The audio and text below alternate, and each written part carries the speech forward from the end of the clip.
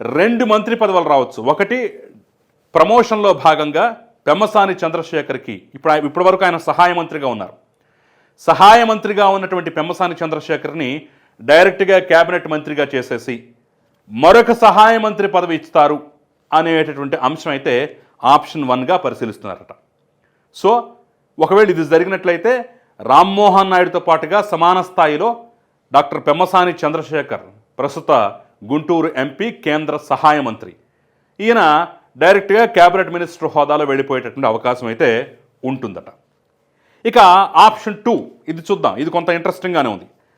Option 2లో ఏంటంటే ప్రస్తుతం ఉన్నటువంటి వాళ్ళని అలాగే కొనసాగించి, అంటే పెమ్మసాని చంద్రశేఖర్ని సహాయ మంత్రిగా, కింజరపు రామ్మోహన్ నాయుడిని యాస్టిస్గా క్యాబినెట్ మంత్రిగా అలాగే కొనసాగిస్తూనే కేవలం ఒక సహాయ మంత్రి పదవి మాత్రమే ఇచ్చే అవకాశం ఉంది అనేటటువంటిది మరొకటి, అంటే ఆప్షన్ 2 అట.